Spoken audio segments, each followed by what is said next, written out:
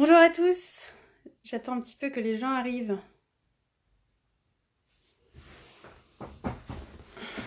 Donc, bonjour à toutes celles et ceux qui se connectent à ce live.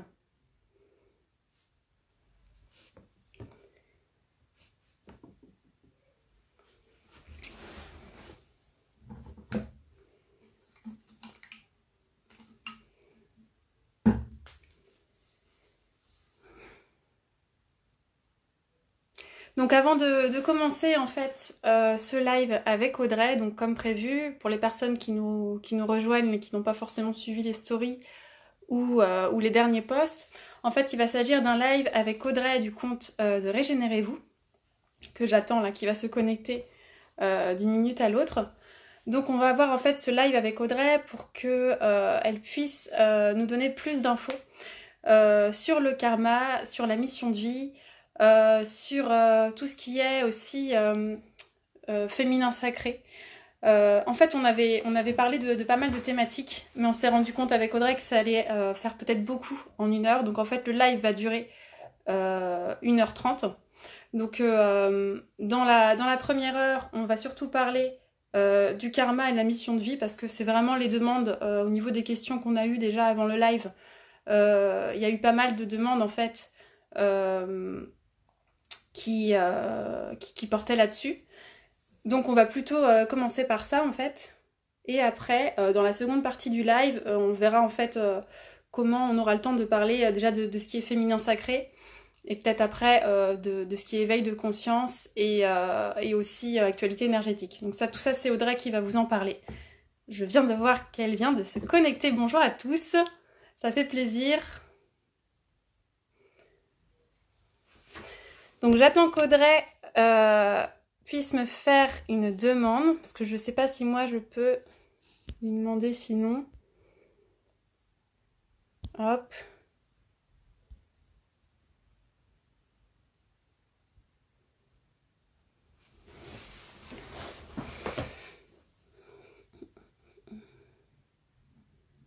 Donc je pense que ça va être intéressant de pouvoir échanger là-dessus. Si vous avez des questions aussi pendant le live sur ces thématiques, n'hésitez pas à les poser. Moi, je prendrai note comme ça, parce que je pense qu'Audrey va avoir plus de choses à dire que moi. Parce que moi, ça va être plutôt en relation avec tout ce qui est inconscient. Donc ça va être moins dans les détails qu'Audrey. Puis Audrey, c'est vraiment elle va vraiment pouvoir vous parler de ça plus en détail. Vous allez voir pourquoi.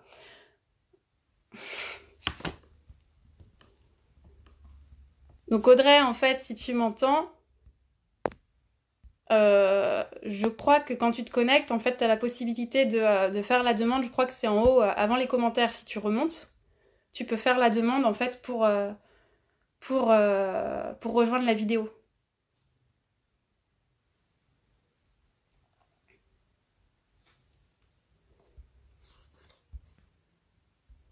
Je dis ça et peut-être que tu me l'as demandé avant et que je ne l'ai pas vu. Non.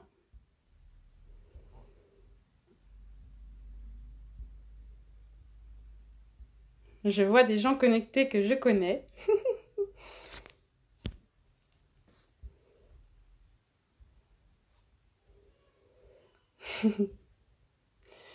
Ah, ça y est. C'est connecté.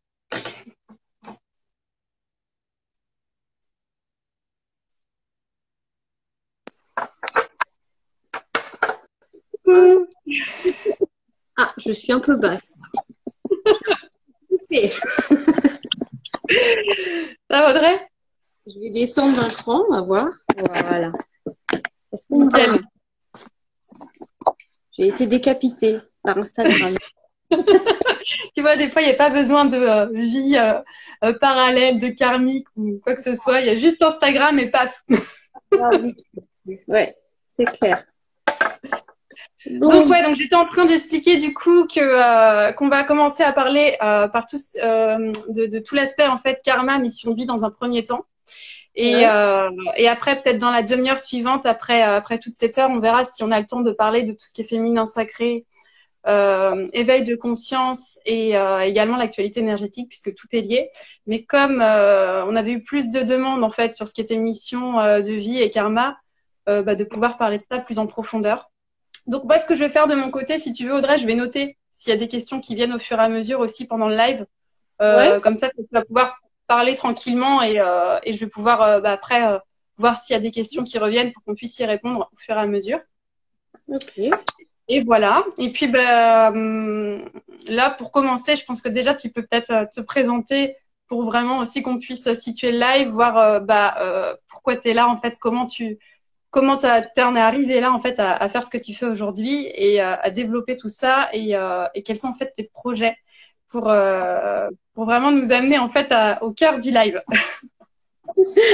Alors, bah déjà, je te remercie de m'avoir invité. C'est vrai que voilà, les réseaux sociaux, les vidéos, tout ça, c'est pas trop mon truc. Voilà, donc là, c'était l'occasion parce que c'est vrai que depuis le temps, les gens qui me suivent ou les clients voulaient me demander en fait ce genre d'échange et bah, tu m'offres l'occasion. Donc, écoute, je te remercie. Et Avec puis, plaisir. l'échange, c'est toujours enrichissant. Je reconnais des gens là, je vois qu'ils se connectent aussi, donc ça fait plaisir. Je vois aussi des gens qui me suivent. Super. Euh, pour faire, on va dire concis, pour se présenter, parce que c'est jamais évident de faire le tour quand.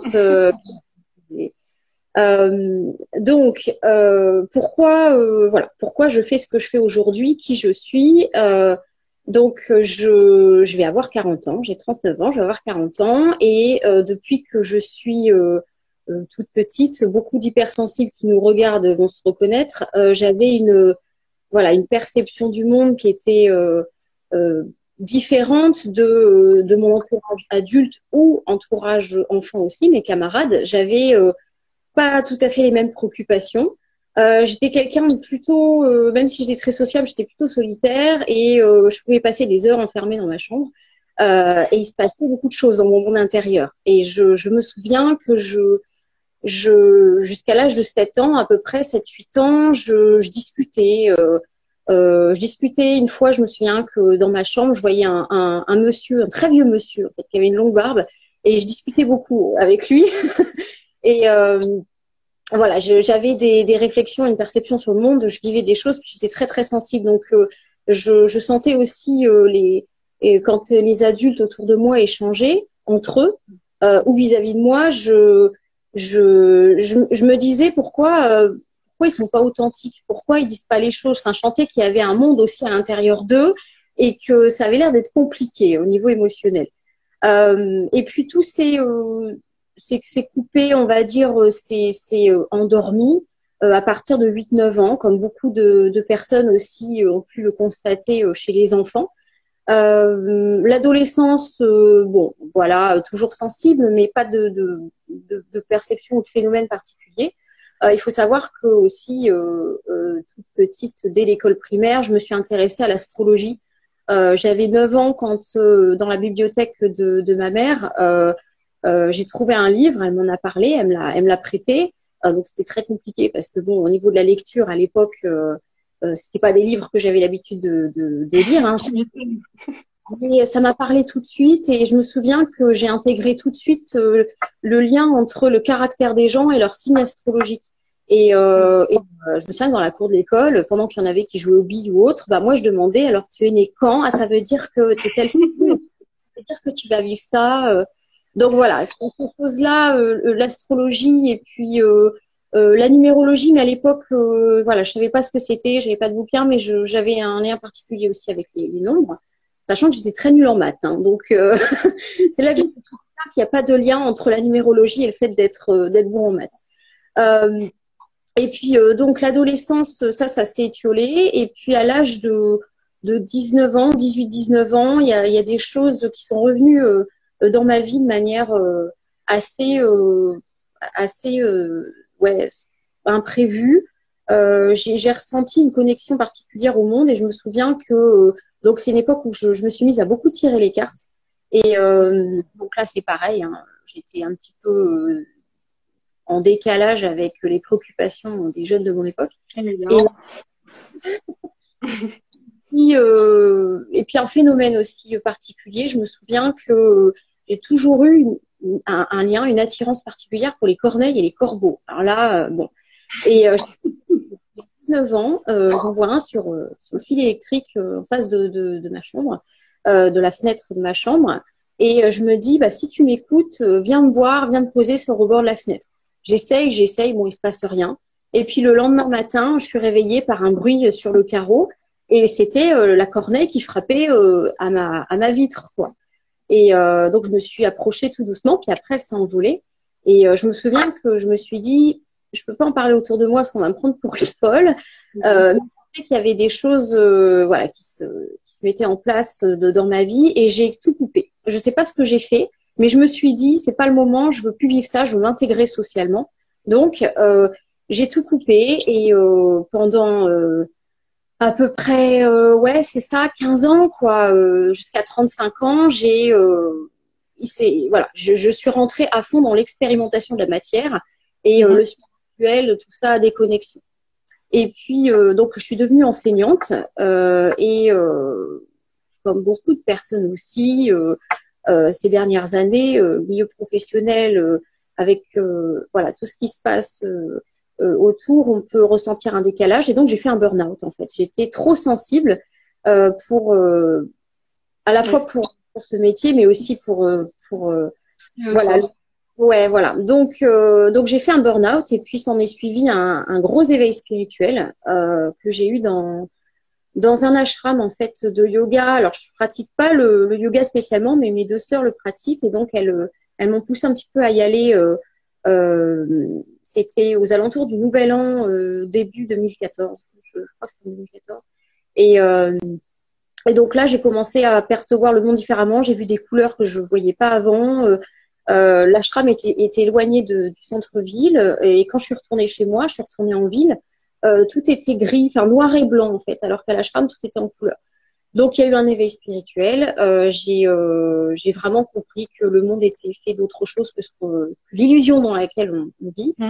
Et j'ai décidé de tout arrêter. Donc j'ai arrêté mon métier et j'ai décidé de créer ma case. Donc en fait, je me suis dit qu'est-ce qui me correspond, qu'est-ce que je fais naturellement, qui ne me coûte pas d'énergie, que je prends plaisir à faire, et qui est aligné avec moi et qui correspond à un besoin extérieur. Et ça s'est mis en place. C'est-à-dire que j'ai rassemblé toutes mes connaissances et mes expériences et j'ai mis en place des séances, des consultations. Donc, j'ai créé une méthode que j'ai déposée qui s'appelle la cartographie d'âme, où je réunis en fait tous les outils que j'ai pu comment dire, développer et puis apprendre aussi par l'extérieur. Mais après, j'ai synthétisé tout ça et j'en ai fait une méthode pour aller comprendre le parcours des personnes tel que j'ai pu le faire pour moi en fait. D'où on vient, pourquoi on est ici, pourquoi on a tel caractère, tel tempérament, pourquoi on a des épreuves répétitives et puis qu'est-ce qu'on est venu faire là en fait. Est-ce qu'on est venu apporter quelque chose aux autres aussi, pourquoi cette époque, etc. Donc j'ai créé cette activité et elle ne cesse d'évoluer puisque la conscience évolue tout le temps, la conscience collective, la conscience personnelle, les besoins du collectif. Et puis le féminin sacré, on en parlera tout à l'heure, mais c'est aussi quelque chose que j'ai développé, mais plus tard, lié à quelque chose de personnel, lié en fait à un souci de santé. Et là aussi, je suis allée chercher de l'information parce que je vais tout le temps chercher, décortiquer, décrypter. Donc j'ai pu apprendre beaucoup de choses et aujourd'hui je suis dans la retransmission de tout ça. Donc mes projets par rapport à ce que tu me disais, c'est vrai que aujourd'hui, depuis 3 ans et demi que je fais ça, j'ai eu la chance et l'opportunité d'étudier 1200 cas à peu près personnels de mission de vie, de karma et des personnes à travers le monde, de cultures différentes. Donc c'est hyper enrichissant, mais c'est vrai qu'aujourd'hui j'aimerais, je pense que je vais raréfier les consultations, je vais toujours en faire, mais j'aimerais vraiment beaucoup plus développer la transmission des outils que j'utilise pour rendre les gens autonomes et qu'ils apprennent à décrypter eux aussi leur parcours d'âme à travers donc des formations. Je fais déjà des ateliers et des stages. D'ailleurs, il y avait un stage auquel tu avais assisté et c'est comme ça qu'on s'était connus. Exactement. Et super d'ailleurs, que je recommande. Enfin, tu en reparleras après. Et donc, en fait, comme j'ai des personnes qui me suivent et qui sont pas sur place, sur Orléans, puisque je suis sur Orléans, euh, donc du coup, c'est vrai que on m'a demandé de mettre en place des formations en ligne, euh, même si voilà, je suis pas très partisane des écrans et tout ça. J'ai beaucoup réfléchi à la question et puis, ben, comme la période avec tout ce qui se passe nous permet de nous replonger en fait sur l'essentiel et de nous concentrer sur des choses qu'on avait laissées de côté.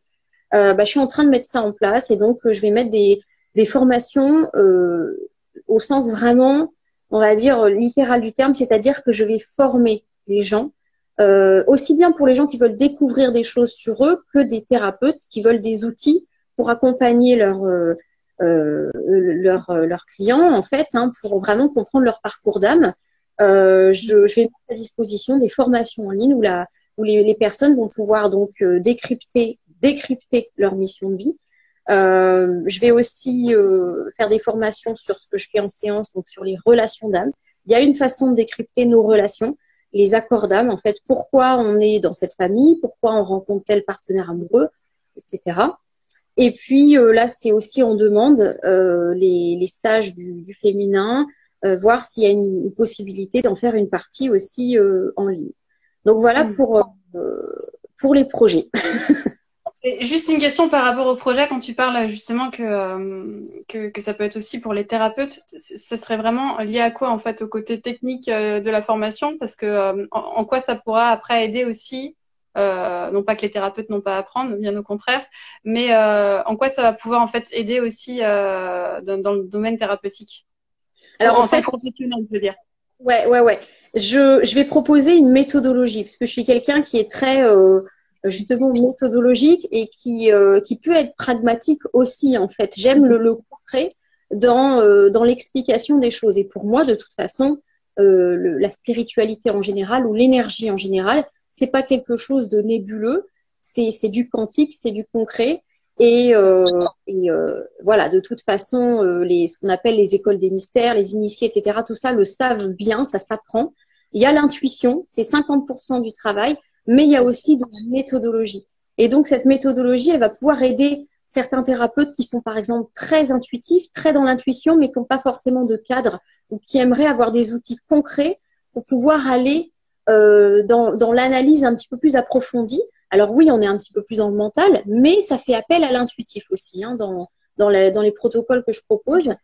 Donc du coup, ça peut donner un cadre supplémentaire aux thérapeutes ou ça peut affiner leur propre méthodologie aussi.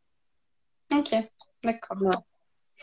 Je vois, il y a des commentaires là de personnes qui ont l'air fans des stages que tu proposes, donc. Personnes ouais, qui ont assisté. Ok.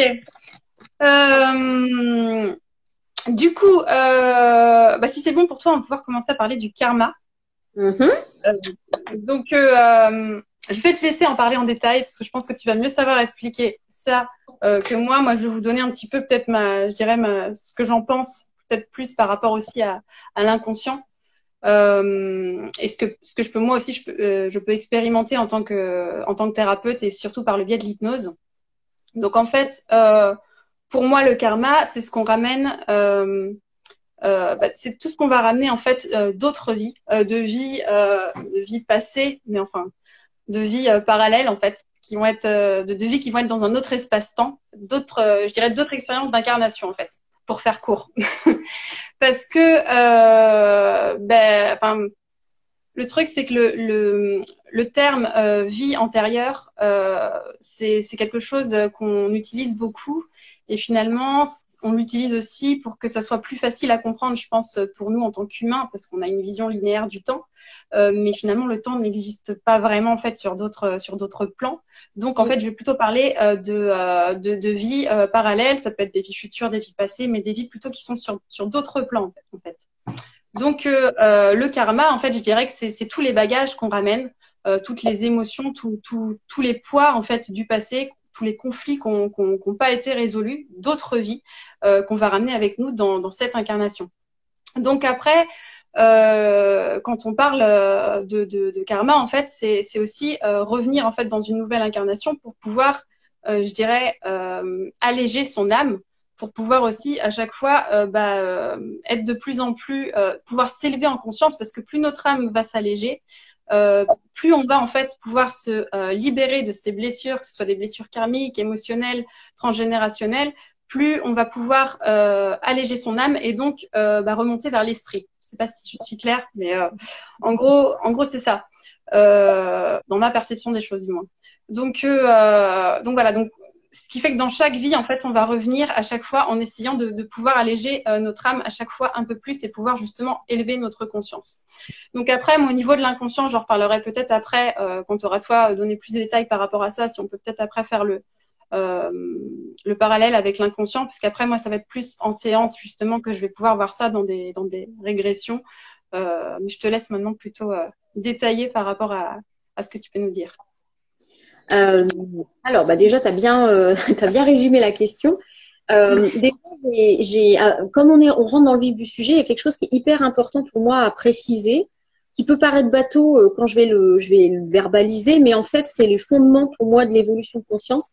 C'est que surtout à l'instant T auquel on verbalise quelque chose, il n'existe pas une seule et même vérité. En fait, il n'y a pas une seule vérité unique sur ce qu'est le karma. Pour moi, à chaque instant, ça bouge. Et la vérité, d'ailleurs, tout ce que je vais vous dire ce soir, c'est la vérité, elle est composée de ses propres filtres, de ses propres croyances, de ses expériences antérieures, mais aussi actuelles, du transgénérationnel, etc. Et puis, la vérité sur les choses, c'est comme la réalité. En physique quantique, on sait que la réalité collective, c'est un champ unifié qui est formé de plein de réalités individuelles entrelacées. La vérité, c'est la même chose. La vérité sur le karma, c'est fait de plein de petits bouts de vérité, d'expériences personnelles, en fait, de personnes. Donc, aujourd'hui, je vais en parler avec ma propre expérience, mais à travers les 1200 cas que j'ai pu étudier, où on sait que dans les mathématiques, statistiquement, à partir de 1000 cas, on peut établir des généralités. Donc, le karma, déjà, effectivement, on le trouve depuis dans les philosophies millénaires, hindouistes, bouddhiques, etc. Le karma, c'est défini comme des actions ou des actes. Pour moi, déjà, la définition, elle est galvaudée au départ. Elle induit en erreur. En fait, le karma, oui, ce sont des actions, mais ça, c'est que le bout de la chaîne. Le karma, il commence toujours de l'intérieur. Et comme tu l'as dit, ce sont des émotions, des bagages, etc. Mais en fait, c'est comme la maladie. Le karma, c'est un conflit intérieur. Ça commence toujours de soi vis-à-vis de soi-même. C'est-à-dire que on s'est retrouvé dans des situations de vie où, avec la perception qu'on avait des choses, avec nos propres croyances de l'époque ou du plan sur lequel on était incarné, on avait une perception des choses et on n'a pas réussi à dépasser des conflits intérieurs. Et un conflit intérieur, ça crée toujours une distanciation entre son avatar, c'est-à-dire son soi physique incarné, et son âme. Et donc, quand tu parlais d'alléger son âme, c'est effectivement ça, même moi je dirais, c'est le karma de ce que je sais aujourd'hui, c'est retrouver des morceaux de son âme. Parce qu'en fait, on se fragmente.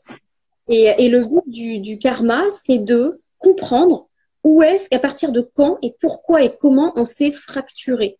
Donc, il y a une fragmentation, tout à fait. Voilà, donc on a créé un conflit intérieur. Et ce conflit intérieur, on va le revivre sous une forme différente. On va changer le scénario, les chaises musicales. On va peut-être parfois reprendre les mêmes acteurs, mais dans des rôles différents. Et on va pouvoir comprendre ce qu'on n'a pas réussi à résoudre en soi dans d'autres incarnations. Et effectivement, on dit antérieur parce que pour l'être humain qui a appris que le temps, c'est voilà, une ligne de temps, chaque chose se succède linéairement. En réalité, le temps et le karma s'établissent en fait sous forme, il faut prendre une spirale. Voilà, une spirale. Quand vous essayez de tracer une ligne à l'intérieur d'une spirale, vous voyez que toutes les lignes, il y a des lignes qui se coupent en fait, elles se recroisent. Donc effectivement, ça peut correspondre à des plans et des temps différents. Donc le karma, c'est essentiellement un conflit intérieur et c'est pour ça que je le lie beaucoup aux maladies, parce que moi j'ai pu le voir en consultation. Quand une personne souffre d'une maladie, qu'elle soit une maladie, alors j'allais dire psychosomatique, beaucoup de maladies sont psychosomatiques, mais il y a toujours une explication et une racine dans les karmas, donc les conflits intérieurs que la personne ramène en fait avec elle. Et donc, quand elle va résoudre ce karma-là, elle va résoudre aussi la maladie qui va avec. Et inversement, parfois, quand on arrive à venir à bout d'une maladie parce qu'on s'est intéressé à la symbolique, on est allé à l'intérieur de soi pour comprendre ce qui ne va pas, on arrive à résoudre un karma qui était derrière. Donc, le karma, ça, c'est la première chose qui est importante à comprendre. On a tous du karma. Et pour moi, aujourd'hui, ce qui est important de comprendre pour l'être humain, c'est que c'est pas… Alors là, je vais me détacher un petit peu du discours qu'on trouve un petit peu partout dans la spiritualité. Le karma, c'est pas quelque chose qui a été créé vraiment pour rendre service à l'être humain. Aujourd'hui, je pense que au départ, il y avait peut-être un principe noble pour qu'une fois incarné dans la dualité, on puisse comprendre la conséquence de nos ombres, en fait, des comportements qui sont pas alignés. Mais il y a eu ça s'est beaucoup complexifié et je pense qu'il y a eu des interférences et du parasitage qui a fait qu'aujourd'hui, on est piégé dans cette roue karmique et on a du mal à en sortir, on est embourbé. Le karma est devenu dégénératif et c'est pour ça que l'univers fonctionne de manière cyclique et à chaque cycle, donc ça on verra si on a le temps d'en parler au niveau de tout ce qui est réveil de conscience, il y a une accélération des prises de conscience qui nous permettent de sortir en fait du karma, d'alléger le karma, mais surtout d'en sortir. Le but en fait, c'est pas de résoudre toujours son karma, c'est d'en sortir. Et effectivement, il y a des périodes comme ça qui sont favorables. Et plus on en prend conscience, qu'on n'est pas obligé de subir entre guillemets son karma, et plus on peut vraiment en sortir. Plus on monte en conscience, plus on comprend les conséquences de ses actes. Plus on se rapproche de son âme, moins on se fragmente et moins on crée de karma. Donc ça, c'est la première chose. Et la deuxième qui est importante, que j'ai pu comprendre aussi, c'est que, et on en parlera à propos de la mission de vie, c'est que le karma est toujours lié à la mission de vie. On ramène le karma. Donc moi, en consultation, j'ai pu comprendre, à travers les cartographies d'âme, j'ai pu comprendre qu'en fait, chaque personne ramène principalement toujours deux vie antérieure, on va dire, ou deux grands conflits intérieurs passés ou vécus sur un autre plan, et donc deux karmas principaux. Il y a aussi un troisième niveau, mais qui est un petit peu plus différent, qui ressemble plus à une grande leçon spirituelle qu'on est venu intégrer. Mais une personne ramène toujours dans sa vie deux karmas principaux et des karmas intermédiaires, plein de petits karmas intermédiaires qu'elle va pouvoir résoudre spontanément. Mais ces karmas principaux, elle les ramène pour comprendre que si elle les résout, elle va se rapprocher de son âme, elle va déclencher des potentiels qui vont l'amener à comprendre sa mission de vie, en fait. Pourquoi elle est là. Donc la mission de vie, c'est aussi, on verra, du nettoyage. Mais le karma est toujours lié à la mission de vie. Donc, si on ne peut pas vouloir comprendre sa mission de vie, si on ne comprend pas, que ce soit consciemment ou inconsciemment, les racines karmiques conflictuelles en fait qu'on a ramenées. Les deux sont liés. Donc le karma, c'est vraiment pour nous libérer, pour se rapprocher de notre âme et pour nous révéler en fait dans la matière. J'étais en train de lire là en même temps les questions, je ne sais pas si tu as vu passer. Il y a une première question, alors j'ai noté, avec le changement de vibration planétaire, je n'ai pas noté la suite en fait, avec le changement de vibration planétaire, est-ce qu'il va y avoir une incidence sur le karma? Alors, ça c'est effectivement un point de vue de ce qu'on appelle le sauveur externe. Alors, il y a, oui, il y a une incidence parce que forcément…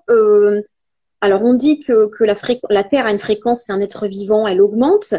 Nous, on a des fréquences aussi. Et je fais un parallèle parce que c'est pareil, on n'en parle pas et pourtant c'est important. On vit dans des fréquences d'électricité et d'ondes. Et ça a une incidence aussi sur la fréquence de la Terre, sur notre propre fréquence. Donc, effectivement, on dit que l'être humain, il y a un plafond en fait sur Terre. L'électricité, elle est plafonnée à 50 Hertz. Et donc, tout le monde vit dans un champ plafonné à 50 Hertz. Mais en théorie, l'être humain, il peut évoluer beaucoup plus au-delà de 50 Hertz. Son champ vital est lié au Hertz. Et donc, plus il prend conscience en fait de ses blocages intérieurs et plus il peut s'élever. Mais avec ce plafond, c'est difficile.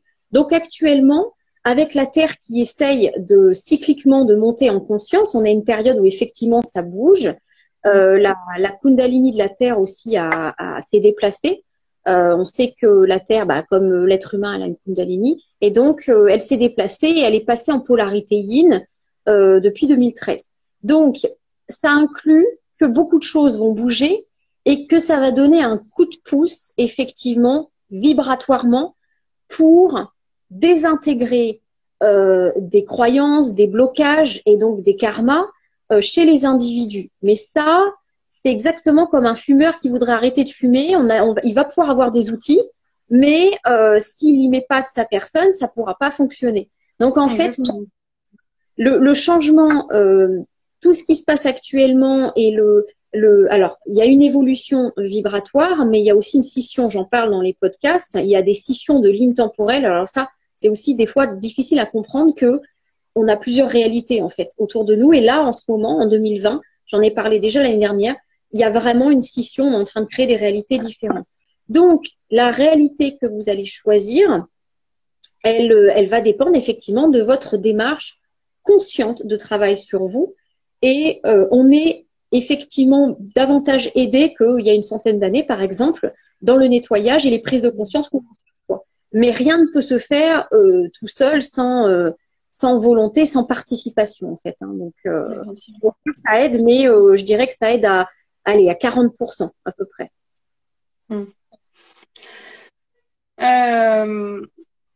Après, je crois qu'il y avait une autre question qui était un petit peu plus d'ordre. Alors, je ne sais pas si c'est plutôt lié à l'émotionnel ou à. Malgré les nettoyages karmiques, des attitudes semblent récurrentes, colère, etc. Comment grandir et devenir meilleur? Bon. Je pense que de toute façon, après, c'est important de regarder plusieurs horizons, je dirais. Il n'y a pas que le karmique, il peut y avoir le transgénérationnel, même si c'est lié aussi, mais il peut y avoir aussi tout simplement des choses qu'on est en train de vivre dans cette vie, tout simplement, qui font qu'au niveau émotionnel, on peut se sentir aussi en colère. Il y a aussi l'environnement extérieur qui peut beaucoup jouer. On part pas non plus tous avec le même, selon aussi notre karma, puisque tout est lié. Je pars un peu dans tous les sens. On va en fait naître dans cette incarnation en partant par exemple avec un passé qui va être plus ou moins, enfin un passé, un début de vie qui va être plus ou moins destructeur ou qui au contraire va nous élever. Donc ça va être à nous en fonction de ce qu'on vit aussi de faire face à ces émotions et de pouvoir les dépasser entre guillemets et pouvoir aussi s'en détacher tout simplement. Donc là, je sais pas en fait quand tu me dis des attitudes semblent récurrentes, comment grandir, ça peut être beaucoup de choses. C'est pas forcément lié au karmique, ça peut pas forcément lié à ce qui peut se passer au niveau énergétique. C'est aussi tout simplement ce qui peut venir de l'intérieur, de ce que tu peux ressentir en fait. Après voilà, je dis ça peut être, c'est aussi ma perception parce que moi je suis beaucoup dans l'émotionnel avec ce que je fais. Audrey va pouvoir aussi peut-être te dire d'autres choses par rapport à ce qu'elle elle va te présenter, parce que moi pour avoir fait pour avoir justement eu une cartographie d'âme avec Audrey, je sais que ça m'a beaucoup aidé aussi dans ma propre vie justement, puisque ça m'a permis de mieux comprendre comment tout était imbriqué et pourquoi certaines émotions justement restaient parfois enfouies. Donc ça peut vraiment aider aussi de ce côté-là. Ouais, alors c'est vrai que la clé du karma, donc moi en séance, je donne un coup de pouce, je verbalise en fait ces karmas-là et je donne des exercices tremplins pour arriver à couper les racines karmiques ou du moins à déclencher, à ouvrir la porte au nettoyage. Mais rien ne peut se faire tant qu'on n'a pas le déclic en fait à l'intérieur. Donc si on revit des choses récurrentes, alors il y a plusieurs choses. La chose principale, c'est qu'effectivement, on n'a pas fini de résoudre ce conflit intérieur. On pense l'avoir fait, des fois on le fait, on l'a intégré au niveau du mental, mais c'est pas encore descendu dans le physique. Donc tant que c'est pas descendu, il va y avoir des échos et des situations répétitives. Et puis il va y avoir des tests aussi. Hein, voilà, c'est tant qu'il reste encore des traces, on va dire, cycliquement vous allez attirer, en fait, magnétiquement, vous allez attirer des situations qui vont continuer à vous renvoyer ce conflit intérieur. Donc, c'est là où il y a tout un tas d'outils qui aident. Effectivement, se détacher, déjà observer ses émotions, déjà se rendre compte qu'il y a des émotions qui reviennent, c'est déjà un premier pas, c'est déjà important. Mais plus vous savez, voilà, comment vous fonctionnez, et plus vous allez observer qu'il y a des choses qui se répètent. Donc après, vous allez remonter au déclencheur, regarder ce que vous ressentez dans le corps, regarder les déclencheurs. Il y a forcément des déclencheurs communs. Et ça, c'est ce qui va permettre de venir à bout en fait de certains schémas. Mais il arrive aussi que donc là, je suis pas énergéticienne, mais encore une fois, c'est ce que je constate. On va dire déjà dans mon propre champ d'expérience chez les clients, puis en parlant avec d'autres thérapeutes aussi, et en percevant des choses, je me rends compte aussi que parfois on a résolu certaines choses, il reste des cicatrices, comme des boursouflures, donc il n'y a plus la forme, mais il reste encore la boursouflure, et parfois, bah, ça attire, on va dire magnétiquement, du parasitage qui va venir relancer la machine en fait. Mais le fond du problème, c'est que c'est toujours quand en soi on n'a pas fini de résoudre ce conflit intérieur, il reste des traces. Alors ça peut être, effectivement, il y a des personnes en fonction de leur parcours, elles vont attirer des obstacles supplémentaires pour que le travail soit un peu plus compliqué, pour arriver à résoudre ce conflit. On n'est pas tous égaux là-dessus.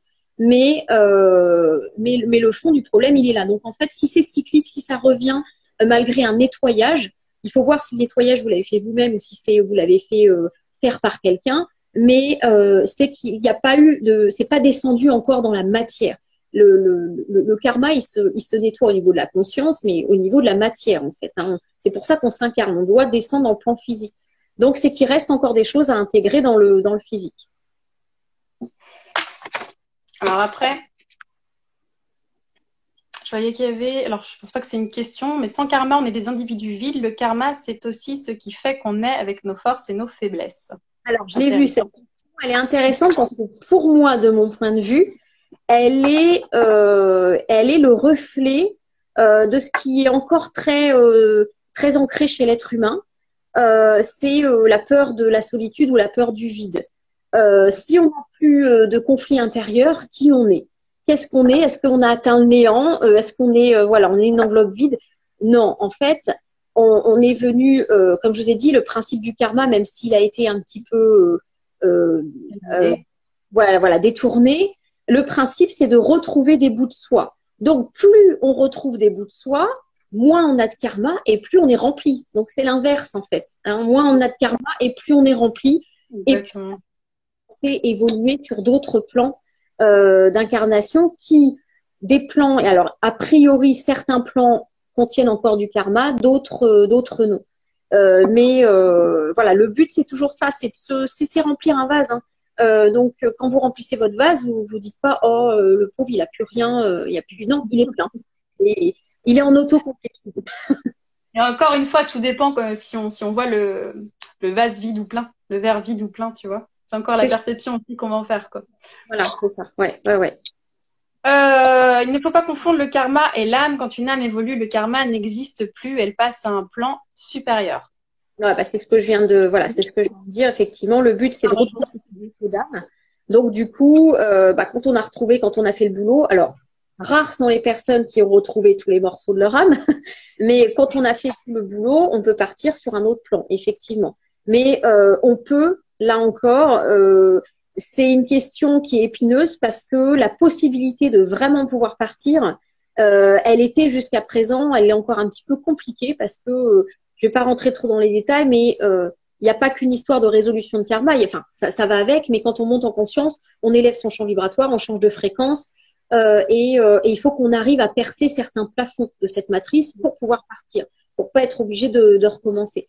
Donc oui, je suis d'accord que quand on a résolu tous ces conflits intérieurs, on peut passer à autre chose, ouais, ça c'est sûr. Encore faut-il les résoudre tous. Alors après, il y a une... Pardon, excuse-moi, je t'ai pas entendu. Non, je lançais une fausse question. Il faut les résoudre. Alors après, il y a une question qui concerne la mission de vie, mais peut-être qu'on va revenir sur ça après. Il y a une autre question sur le karma, tout simplement, comment nettoyer son karma. Donc là, je te laisse... On en a déjà un petit peu parlé au début, effectivement. Le karma, ce sont des prises de conscience sur ces blocages intérieurs. Donc, en théorie, vous avez choisi, votre âme, elle a planifié une incarnation où sur votre route, elle va mettre des situations qui vont enclencher ces déclics. Normalement, si vous n'êtes pas trop endormi, entre la pollution, l'alimentation et la 5G. Mais en gros, voilà, déjà nettoyer son karma, ça commence déjà par se poser la question qu'est-ce que je fais sur cette planète? Est-ce que voilà, il y a autre chose que de la matière, que de la réalité tangible autour de moi? Déjà, vous enclenchez le processus. Ensuite, effectivement, c'est comprendre son parcours. Le karma est basé sur des répétitions, donc analyser, aller rechercher les schémas répétitifs chez vous depuis votre enfance jusqu'à maintenant. Qu'est-ce qui revient sous une forme différente, parfois sous la même forme, et puis qui est généralement très émotionnellement soit douloureux, soit très profond. On n'arrive pas à le verbaliser, on le sent.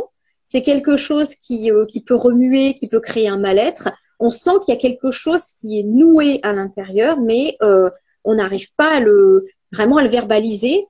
Et c'est là que les outils interviennent. Donc effectivement, comment nettoyer son karma aujourd'hui, et ça doit être qu'un tremplin, puisque la personne, elle doit revenir à elle-même. Il n'y a que la personne elle-même qui peut résoudre définitivement son karma. Aucune personne extérieure ne peut le faire à la place de quelqu'un d'autre. Mais aujourd'hui, il y a des outils donc toujours avec discernement aussi, parce qu'il peut y avoir de tout et de n'importe quoi, mais il y a des outils qui permettent on va dire, de booster, de donner un coup de pouce. Donc effectivement, avec l'hypnose, t'en parleras mieux que moi. Moi, des fois, ça m'arrive d'envoyer des personnes justement voir une praticienne en hypnose, parce que il faut aller déloger dans l'inconscient des choses qui n'arrivent pas à descendre. L'outil, par exemple, que moi je propose, c'est de verbaliser, en fait, de faire descendre dans la matière, parce que généralement, j'ai remarqué quand les personnes viennent me voir, il y a un timing. Et ça correspond au moment où elles sont sur le point d'avoir ces prises de conscience. Et moi, je donne un coup de pouce pour que ça descende dans la matière. Donc, je vais verbaliser ces karmas-là. En fait, je vais reconnecter la mémoire au conflit intérieur. Je vais verbaliser et ça va déclencher en fait des prises de conscience et des actions chez la personne. Et ensuite, c'est à elle de poursuivre son chemin, soit encore avec d'autres outils, soit par elle-même. Voilà, elle a pu monter en fréquence puisqu'elle a résolu des nœuds et elle va pouvoir vraiment par elle-même nettoyer ces karmas-là. Donc, il n'y a pas de recette miracle. Il y a beaucoup de démarches personnelles et aujourd'hui, il y a des outils extérieurs effectivement qui peuvent aider. Tout à fait. Pour en revenir à ce que tu dis par rapport à l'hypnose, c'est vrai que le problème aussi, que ce soit avec l'hypnose ou d'autres outils d'ailleurs, c'est que par rapport au karma et tout ce qui est vie antérieure, il y a eu beaucoup de choses qui ont été dites là-dessus. Et les gens, parfois, pensent que parce qu'ils vont faire une hypnose sur les vies antérieures, ils vont aller voir, par exemple, qu'ils ont été chamans ou je sais pas moi, enfin, en tout cas, une vie qui, selon leur perception, leur paraît géniale. Mais on n'a pas toujours conscience, en fait, qu'on peut aussi tomber sur des vies où on n'est pas forcément en accord avec les valeurs qui ont été qu'on a vécues sur d'autres plans. On peut très bien avoir été quelqu'un de pas forcément très cool dans une autre vie, dans un autre plan. Et donc, tout ça pour dire que, en fait, dans une séance d'hypnose, moi, je veux plutôt amener les gens, si c'est nécessaire, justement, par rapport pour libérer des blessures karmiques, des choses qui sont liées à la vie d'aujourd'hui. Mais si c'est pour aller voir des vies juste pour le fun, je vois pas l'intérêt dans ce cas-là. Ça peut être super intéressant au niveau conscient pour justement avoir l'information, la conscientiser, mais au niveau inconscient, on va le vivre puisqu'on va être dans un état modifié de conscience, donc on va carrément se retrouver dans un autre espace-temps, dans un autre plan vibratoire. Donc ça peut même être dangereux pour l'ego. Parfois de se retrouver dans certaines vies. Donc c'est vraiment important en fait d'avoir toujours en tête le pourquoi en fait, pourquoi on va faire cette séance, qu'est-ce qu'on va résoudre, s'il y a une blessure karmique à résoudre, et y aller toujours quand même avec, je dirais avec prudence quoi. Avec discernement, et de pas faire ça pour un autre objectif que celui de pouvoir justement se libérer de ces blessures-là dans cette vie. Voilà. Alors d'ailleurs, c'est intéressant. Est-ce que je rebondis juste, tu vas pouvoir m'éclairer, parce que moi j'avais entendu que en hypnose justement, tu pouvais, enfin l'hypnose régressive, tu pouvais assister à tes vies antérieures, mais il n'y avait pas de risque parce que justement tu étais détaché émotionnellement, tu pouvais pas revivre. Et je m'étais toujours dit, ça me laissait sceptique en fait, parce que ça dépend des personnes, je pense, non? Ça doit dépendre Alors moi, de.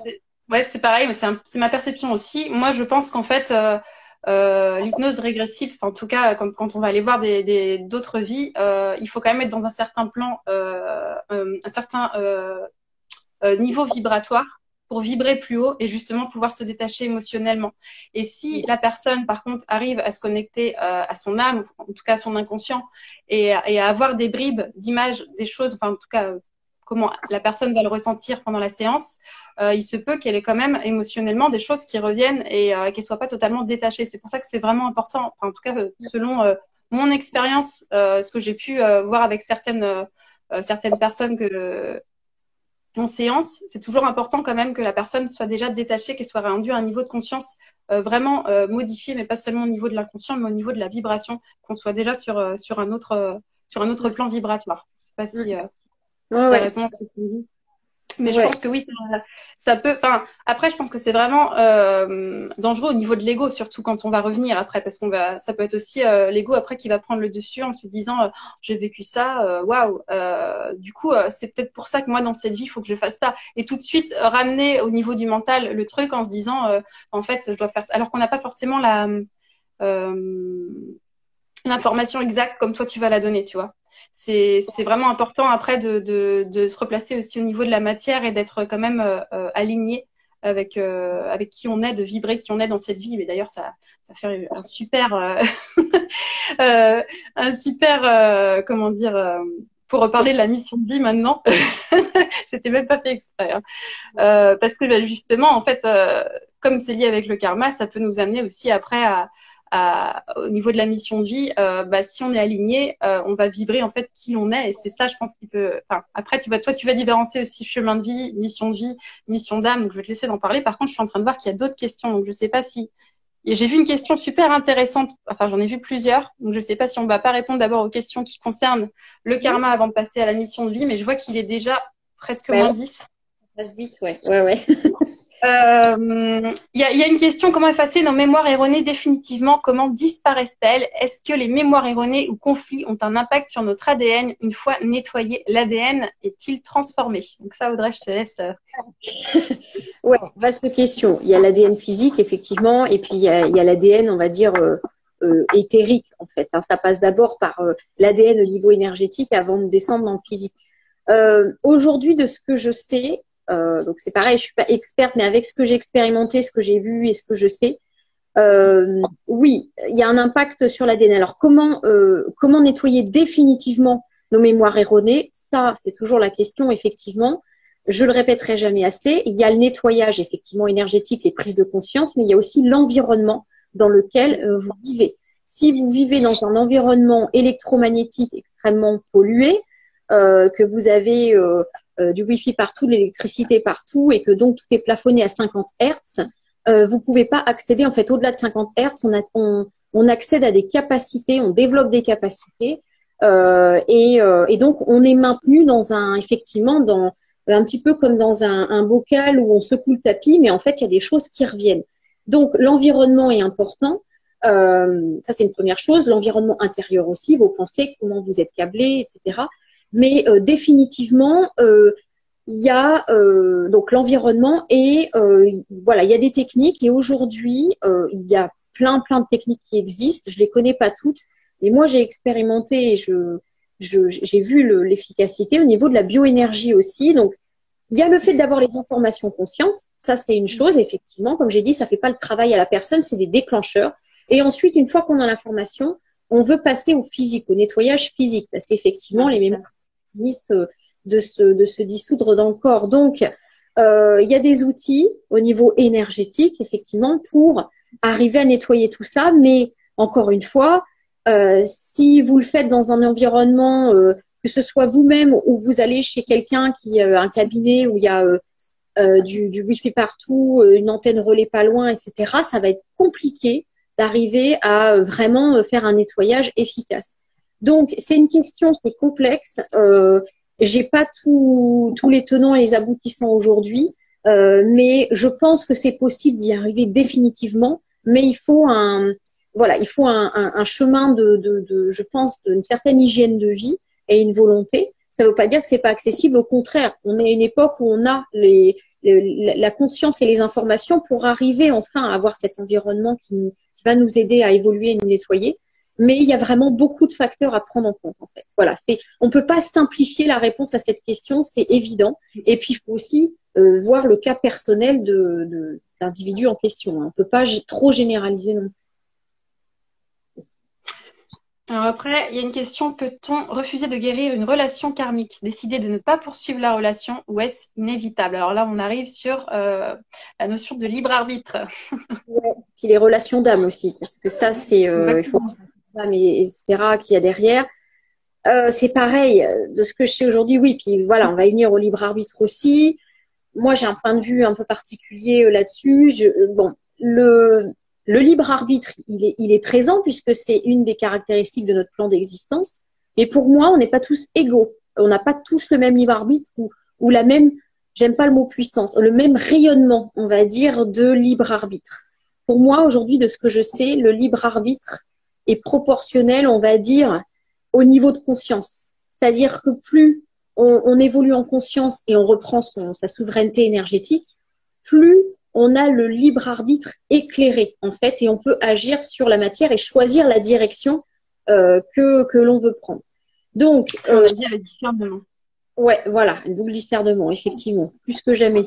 Donc, après, choisir de ne pas poursuivre une relation karmique, quand on sait que c'est une relation karmique, quand on le ressent, quand on a pu comprendre ça, et que c'est pas juste une fuite parce que la relation elle est pas agréable et que ça fait travailler des choses, ça, voilà, faut déjà différencier les deux. Quand on sait que c'est une relation karmique, quand on a compris en fait l'accord d'âme qu'il y a derrière, les ressorts qu'il y a derrière cette relation, et qu'on estime que voilà, on n'a plus envie de poursuivre ce chemin, je pense que c'est possible, mais là c'est pareil, et ça doit faire appel à des compétences ou des capacités. Il faut peut-être un certain taux vibratoire. Ça là-dessus, au niveau des outils concrets pour le faire, je maîtrise pas assez. Mais par contre, oui, à un certain niveau de conscience, quand on est sûr qu'effectivement c'est pas une fuite de la relation comme je l'ai dit, mais c'est une relation karmique, on peut, si on s'est rendu compte qu'en fait c'est quelque chose qui tourne en roue libre, qui est piégé et qui dépasse le fait de résoudre des conflits intérieurs, au bout d'un moment, oui, il faut en sortir, ça devient stérile. Donc, je pense qu'on peut en sortir, mais après, au niveau des outils, là, ça rejoint ce que j'ai dit juste avant. Il y a l'environnement, il y a la fréquence, le champ vital, et puis voilà, les différents outils énergétiques qu'on peut utiliser pour nettoyer ces liens-là. Alors après, je regarde juste l'heure. Ouais, il nous reste. Est-il possible de parler à son âme en conscience? Oui, pour moi, il y a toujours cette étincelle-là. On peut toujours. C'est bien pour ça que l'âme, elle a un rayonnement aussi fort en fait qu'elle lâche pas le morceau et qu'elle est capable d'évoluer dans une puissance de libération. On peut toujours parler effectivement à son âme. Après, il faut différencier effectivement quand on mentalise le dialogue ou quand on le ressent. Mais pour moi, la démarche, une personne, à partir du moment où elle se pose déjà la question, est-ce que je peux dialoguer avec mon âme? Je vais essayer de le faire même si j'ai pas de protocole pour le coup, parce que ça là-dessus par contre je distingue les protocoles pour apprendre certaines choses et d'autres protocoles, on va dire, il y en a pas quand il s'agit de se connecter à son âme. Il faut pas avoir fait bac+12 en spiritualité pour se connecter à son âme. Mais déjà cette démarche-là, le fait de se poser la question, vous êtes déjà en connexion avec votre âme, j'allais dire. Donc et à chaque instant, voilà, pour moi, faut se placer dans son cœur. Là encore, ça peut être une notion parfois floue et galvaudée ou bisounours. C'est la fréquence du cœur en fait. Faut arriver à se mettre sur une fréquence qui correspond à celle du cœur et là, on peut faire plein de choses. Mais déjà, voilà, centrez-vous au lieu d'imaginer que vous parlez à votre âme au niveau du mental, parlez-lui à ce niveau-là, au niveau du cœur. Et il y a des choses qui se passeront déjà, vous verrez. J'ai fait aussi, pour rejoindre au niveau inconscient, j'ai fait une séance là-dessus, justement, pour se reconnecter à son âme. Donc, pendant la séance, c'est une séance audio. Et justement, quand tu parles de se reconnecter à un niveau vibratoire plus élevé dans la séance, en fait, c'est vraiment se connecter aussi au niveau du cœur et non plus au niveau du mental, puisqu'on va laisser le mental de côté avec l'inconscient. Donc, je dis ça. Ben Si voilà, tu ça vois, peut, oui. Ouais, ouais, ouais. si ça peut aider, mais en même temps, comme tu le dis, ça peut juste aider, mais ce sera toujours à l'intérieur de soi qu'on va faire le travail de toute façon. Ouais, ça c'est sûr. Est-ce que le fait d'être greffé d'organes d'autres personnes peuvent modifier notre propre karma en récupérant une partie de la personne ou pas du tout? Alors, au niveau du karma, non. Mais ce que je pense, c'est qu'il n'y a pas de hasard et que si la personne en est venue à avoir un organe greffé, c'est qu'il y a une résonance entre les mémoires contenues dans cet organe et les mémoires les conflits intérieurs, probablement que la personne a à résoudre. Donc, voilà, il n'y a pas de transfert de karma, mais par contre, il y a résonance de mémoire conservée entre l'organe et surtout si, par exemple, alors peut-être pas un foie, mais une vésicule biliaire, on ne transplante pas trop de vésicule biliaire. Mais si le foie, c'est typique hein, de la colère, du ressentiment, voir ce qui a amené une greffe du foie chez la personne et elle a peut-être en résonance un donneur qui avait lui-même des gros conflits intérieurs au niveau de la colère, par exemple. Et, euh, et je pense que ça peut peut-être même aider, il se peut qu'il y ait un partenariat, que ça peut peut-être aider la personne qui a donné son organe, si elle est décédée, d'évoluer aussi sur l'autre plan. Peut-être que la personne va faire un travail en résonance et ça va pouvoir permettre au donneur d'évoluer aussi de son côté. Ça, c'est possible. Se Ouais. peut-il qu'une vie... Attends, je sais pas, parce que j'avais commencé un petit peu en retard. Je pense qu'on a le temps pour une question et après, le live va couper et je vais recommencer. Je vais rouvrir après le live. Vous allez pouvoir vous reconnecter.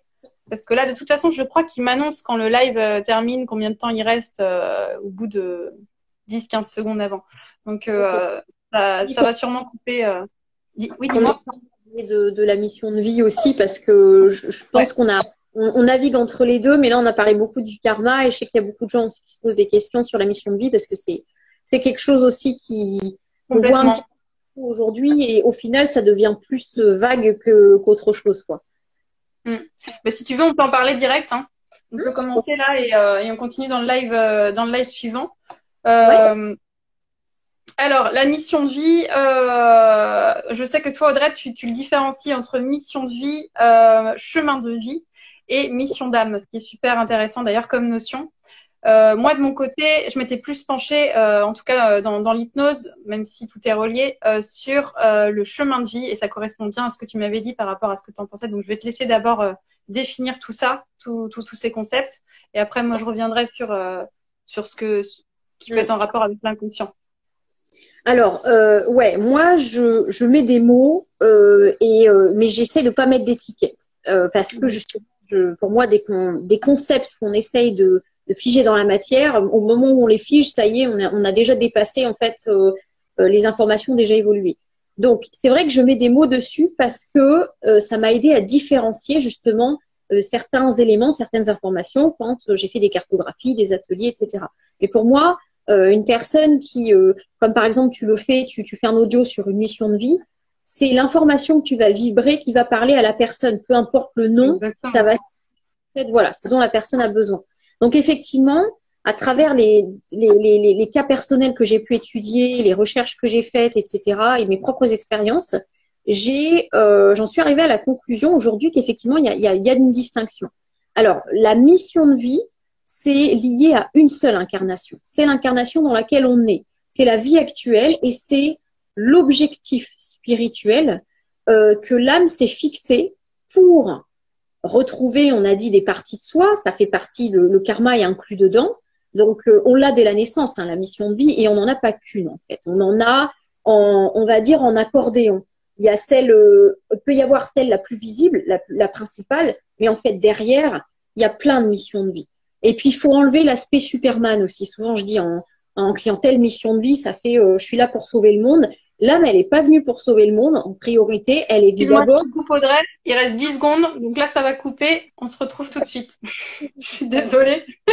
Je te coupe parce que sinon... Et donc, vous pouvez tout de suite vous reconnecter. En fait, je vais reprendre tout de suite.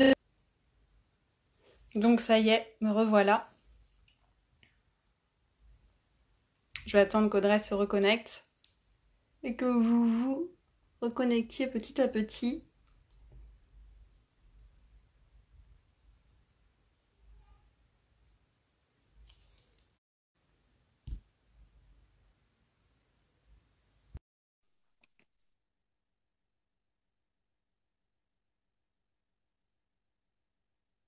Là, j'attends qu'Audrey arrive. Ok, ça y est. Désolée, hein, Audrey, t'avoir coupé en plein milieu. Oui, alors du coup, oui, c'est bon. Oh, bah oui, je vois les gens se sont reconnectés, c'est bon.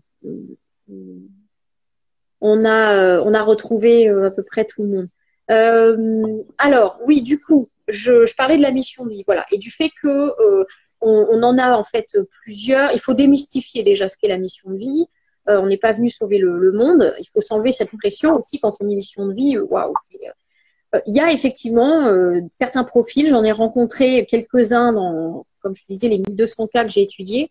Il y en a quelques-uns qui ont effectivement une fréquence, un champ vital particulier, un parcours d'âme particulier et une mission de vie particulière, effectivement, qui peut avoir un gros impact sur le collectif. Mais sinon, globalement, la mission de vie, c'est donc c'est lié à une seule incarnation, l'incarnation actuelle en fait dans laquelle on est, et c'est l'objectif spirituel que l'âme s'est fixé pour apprendre d'elle-même, de ses potentiels dans la matière, son action dans la matière, se retrouver elle-même, développer des potentiels et en rayonnement et en impact, on va dire collatéral, ça va aider le collectif. Mais une mission de vie, c'est pas tout de suite, je suis là pour sauver les autres. Ça, il y a pas mal de personnes qui sont bloquées dans ce triangle-là de victime au sauveur où j'ai trouvé ma mission de vie, souvent, ça y est, c'est je suis dans le sauveur, j'ai trouvé ce qu'il me faut. C'est vrai que la mission de vie, elle est très souvent liée aussi au rôle social. C'est-à-dire que c'est même pas forcément professionnel, mais on a un rôle, on a un impact sur les autres, et en fonction de ce qu'on est venu effectivement comprendre sur soi et les potentiels qu'on va pouvoir libérer, on va en faire quelque chose, une action de service pour les autres, effectivement. La mission de vie, elle a toujours un ressort sur le service à autrui. Mais c'est pas l'objectif principal. Donc la mission de vie, c'est l'objectif spirituel que l'âme s'est fixé dans son incarnation du moment. Je fais donc une distinction avec la mission d'âme qui, pour moi, de ce que je sais aujourd'hui, la mission d'âme, c'est l'objectif que l'esprit, on va dire, avant de s'incarner sur ce plan, et de plonger dans la roue de toutes les incarnations, c'est la mission, c'est l'objectif qui a motivé le fait de s'incarner sur Terre. Pourquoi on est venu sur Terre? Par rapport à sa nature originelle, qu'est-ce qu'on est venu y faire? Qu'est-ce qu'on est venu apprendre? Qu'est-ce qu'on est venu résoudre? Et accessoirement aussi, qu'est-ce qu'on est venu apporter pour aider les autres?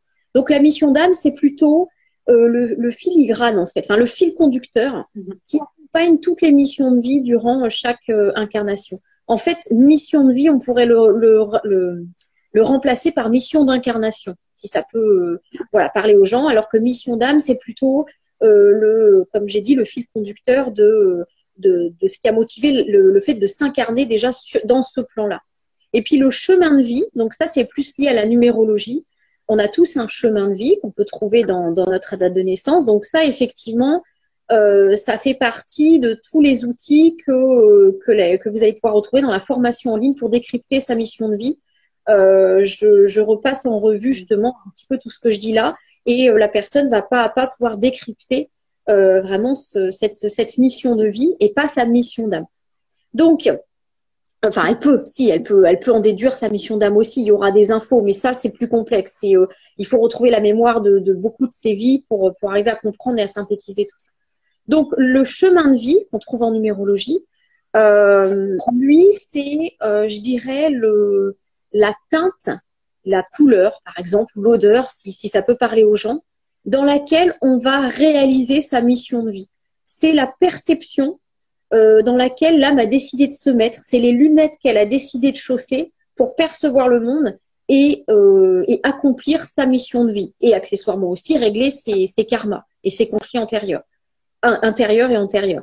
Donc voilà, c'est la différence. Le chemin de vie, il est au service, c'est le support de la mission de vie.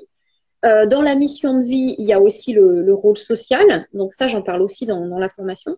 Et en toile de fond de tout ça, il y a la mission d'âme, qui est donc ce fil conducteur.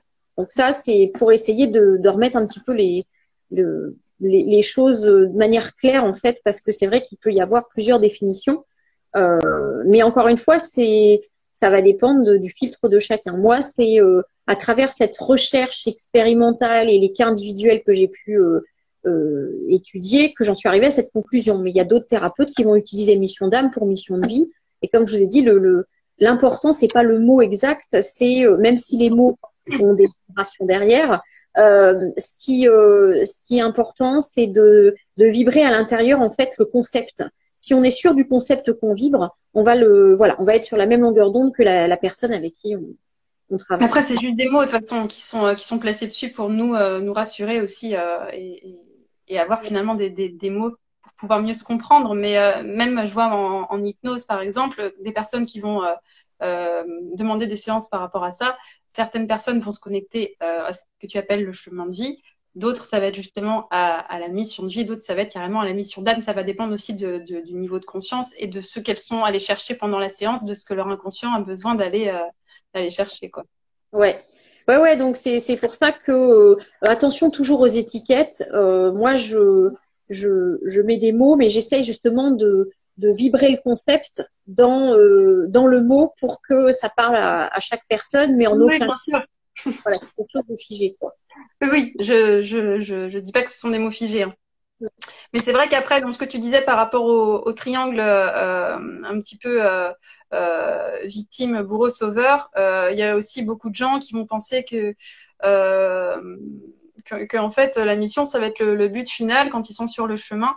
Et c'est un petit peu moi ce que je disais aussi en hypnose, c'est que finalement, c'est aussi le chemin qui va nous apprendre, en fait, qui va nous servir toutes les expériences qu'on va vivre pendant notre incarnation, que ce soit des expériences qu'on peut juger positives ou négatives, enfin, qui vont pas forcément on va pas avoir l'impression que ces expériences vont forcément être en notre faveur, mais tout va servir pour que justement on puisse construire ce chemin. Et c'est le chemin de toute une vie. Donc en fait, parfois c'est un petit peu aussi encore le mental qui va chercher une raison, à savoir par exemple, comme tu disais au niveau professionnel, qu'est-ce que je dois faire dans ma vie, alors que ça va être beaucoup plus profond en fait. C'est aussi ce qui va nous faire vibrer et nous aider aussi à nous élever en conscience. Ouais, voilà. Donc effectivement, la mission de vie, c'est toujours en lien avec les conflits intérieurs qu'on a à résoudre. Et en arrivant à les résoudre, à les toucher du doigt et à vivre des expériences, on va donc se réparer de l'intérieur et on va pouvoir développer des potentiels. Donc ces potentiels, c'est forcément quelque chose qui nous fait vibrer. C'est quelque chose qui ne demande pas d'effort, pas d'énergie, c'est spontané. Il n'y a pas besoin de mental. Donc moi je dis souvent, effectivement, ce que les gens m'ont posé la question, bah oui, mais dans toi, dans ta mission de vie, avec ton rôle social, c'est très mental, c'est très analytique. J'ai été câblée comme ça parce qu'aussi c'est des choses que je ramène de vie d'avant. J'ai été câblée comme ça, mais c'est pas voilà, je mentalise pas en fait la mission de vie. Je l'exerce pas en fait. J'utilise le mental comme outil, mais je la vibre parce qu'effectivement c'est quelque chose que j'ai fait, comme je disais dans ma présentation au début. J'ai commencé par étudier ces choses-là et interroger les gens autour de moi et leur apporter des infos dès la cour de l'école primaire, quand j'étais en CM1. Donc, c'est quelque chose que je faisais de manière spontanée. Donc, la mission de vie, c'est, comme j'ai dit, c'est l'objectif d'incarnation. On va passer par effectivement des expériences désagréables et des expériences agréables. Et à un moment donné, on va comprendre, on va vibrer, on aura résolu des conflits intérieurs et on va vibrer ce potentiel-là et on va avoir le courage de l'extérioriser. C'est pour ça que ça rejoint le rôle social. Mais c'est à partir de ce moment-là où j'ai pu le constater aussi, surtout depuis ces dernières années, avec le fait que beaucoup de personnes s'éveillent, beaucoup de personnes ont envie, ont résolu des conflits intérieurs, sont toujours en processus, commencent à assumer des potentiels qui étaient latents et qui vraiment explosent, et se disent, ça y est, j'ai trouvé ma mission de vie, elle est là, et puis elle est figée, elle est dans le marbre, et je vais sauver les autres, je vais sauver les autres, c'est ça. La mission de vie, elle évolue à chaque instant. Il y a, comme j'ai dit, c'est un objectif. Donc, comme c'est un objectif, l'âme, elle sait laisser justement des tangentes, c'est une arborescence. Donc, ça va sans arrêt évoluer aussi, c'est dépliable, c'est en évolution. Et donc, le piège, souvent, c'est de se dire, ça y est, je l'ai trouvé, je me jette là-dedans, ça part toujours d'un très bon sentiment, je vais pouvoir aider les autres à bénéficier de ce potentiel-là, mais attention parce que souvent, c'est un plafond, en fait, qui est illusoire. Il y a d'autres choses après et il faut toujours se mettre en dynamique de toujours travailler sur soi, c'est sûr, et de toujours être en recherche d'autocomplétude et de toujours aller vers ses potentiels, mais aussi aller être attentif à ses conflits intérieurs parce qu'il y a toujours un nouveau volet de la mission de vie qui peut surgir. Et de ce que je sais aujourd'hui, là, on commence à rentrer effectivement dans des sujets qui peuvent être discutables de la part chez beaucoup de personnes, y compris des thérapeutes. La mission de vie de ce que je sais aujourd'hui, c'est le fait de se tourner vraiment vers le service aux autres, c'est une phase. Encore une fois, c'est l'objectif que l'âme choisit pour se redécouvrir elle-même dans la matière. Et en périphérie, elle va aider les autres. Donc, le piège, c'est de croire que la mission de vie, c'est toujours voilà, au contact des autres, au service des autres. Il y a cette envie, cet élan de tout de suite, ça y est, je veux me lancer, je vais être au service des autres. Et attention, parce qu'on peut perdre son chemin au bout d'un moment, on peut stagner dans ce syndrome du sauveur. Et en fait, il faut toujours avoir à l'esprit que les expériences, vous allez monter en conscience et à un moment donné, vous allez le sentir. Votre mission de vie, il va y avoir un retour à vous, c'est-à-dire un recentrage et vous allez prendre de la distance avec l'extérieur. Vous allez continuer à rayonner vos potentiels sur l'extérieur, mais plus de la façon dont vous le pensez, plus forcément en action directe et salvatrice sur l'extérieur. Et donc, je pense qu'effectivement, c'est une expérience. La mission de vie, il y a une phase d'expérimentation où on est pleinement dans le service aux autres.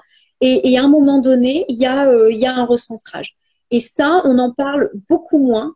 J'ai remarqué. Et donc ça, c'est aussi ce que j'ai greffé dans la formation parce que décrypter la mission de vie, c'est bien. Mais effectivement, qu'est-ce qu'on en fait après? Le risque, c'est de plafonner. Donc, je donne des pistes pour justement aborder aussi ces différentes phases. Dans le décryptage de sa mission de vie, vous allez passer par des phases. La phase sauveur et ensuite la phase recentrage. Et qu'est-ce qu'il y a encore après? Donc, c'est vraiment une évolution, c'est sinusoïdal. Et il faut vraiment, vraiment s'enlever la cape de Superman et le syndrome du sauveur quand on aborde la notion de mission de vie. En tout cas, c'est super intéressant comment tu en parles. J'ai une question. Se peut-il que chemin de vie et mission d'âme ne concordent pas? Alors, là, je pense que c'est possible. Là, c'est pareil. On aborde des sujets qui vont commencer à faire grincer peut-être un peu des dents parce que j'ai toujours un point de vue, toujours soulever le tapis et voir le caca. Je pense que c'est possible. Il faut déjà voir la nature d'âme de la personne, sa vibration, mais je pense que c'est possible qu'il y ait eu déviation, détournement, parce que, comme je l'ai dit, on n'est pas dans un système d'incarnation. La mécanique d'incarnation, elle n'est pas toute rose, elle est parasitée. Donc, il peut y avoir aussi du parasitage au moment où l'âme, en fait, elle établit son plan d'incarnation. Pour moi, de ce que je sais aujourd'hui, elle n'est pas totalement libre. Hein, c'est pas le monde des bisounours, je vais redescendre avec tel conflit, telle chose à résoudre, tout va bien, je choisis tous mes paramètres d'existence. Aujourd'hui, de ce que je sais, c'est pas totalement comme ça que ça se passe. Donc l'âme, elle a des contraintes aussi. Elle n'est pas totalement libre de choisir ses paramètres d'existence. Donc effectivement, ça peut être. Je crois que j'en ai jamais. Je crois que j'ai eu une fois un cas dans les cartographies que j'ai fait où il y avait quelque chose qui collait pas. Ça remonte à un bout de temps, mais effectivement, je pense que j'avais vu un cas comme ça et je m'étais interrogée. Et je me souviens que dans la famille de cette personne, elle avait déjà alors c'est particulier, un chemin de vie 33, une vibration particulière. Dans sa famille, il y avait d'autres vibrations maîtres aussi. et c'était très particulier le parcours de sa famille. Et je me suis demandé si effectivement il n'y avait pas eu du parasitage pour détourner la personne par rapport à ses potentiels ou voilà. Donc c'est hypothétique. Je peux pas affirmer certaines choses, mais je pense que c'est possible. Mais pour ça, il faudrait aller décortiquer, décrypter vraiment le parcours de la personne pour comprendre si vraiment elle est tournée ou s'il y a des choses qu'elle n'a pas vues en fait en lien et qui seraient au final logiques et en correspondance.